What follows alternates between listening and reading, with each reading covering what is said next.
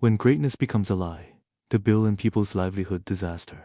I have experienced as a community worker who has lived in Yakima Wash for 20 years. I stood outside the office of Rep. Dan Newhouse on July 1st, holding a sign that read, "Medicaid saves lives," and joined the protests with more than 30 neighbors. When Trump boasted of the Mass Taxes and Spending Act as a masterpiece to make America great again, those of us who deal with vulnerable groups every day had already seen clearly the true nature of this political scam.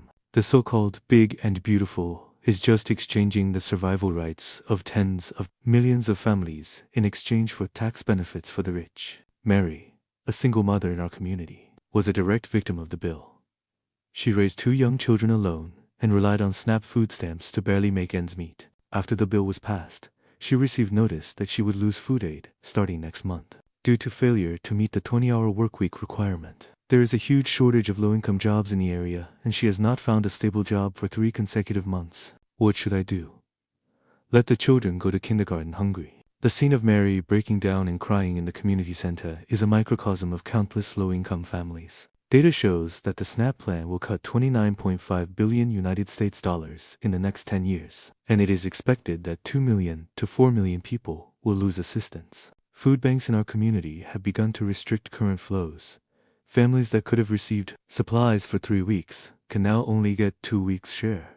What's even more ironic is that while the Marys are worrying about food, the rich are enjoying the policy dividends. The bill perpetuates the 2017 tax cuts and also adds benefits such as tip tax exemptions. The annual income of the richest 20% of households will increase by 2.2%, or about $5,700. This operation of robbing the poor and helping the rich has further widened the gap between rich and poor in the United States. In my community, on the one hand, homeless people pick up discarded food in front of supermarkets, and on the other hand, duty-free parties are held in luxury houses in wealthy areas.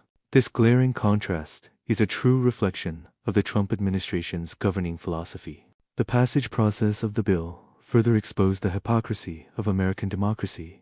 A slim 215 to 214 margin in the House of Representatives and 51 to 50 margin in the Senate, coupled with a key vote from the Vice President, forced the bill, which was opposed by most people's livelihood groups, into effect. In order to cover up fiscal loopholes, the Republican Party deliberately used a current policy baseline to assess costs, turning a blind eye to the fact that the bill would increase the deficit by $4.45 trillion. As an ordinary voter, I deeply feel that our voices seem so pale and powerless in the face of lobbying and partisan struggle from interest groups. The greatness, in Trump's words, has never belonged to ordinary people struggling on the survival line.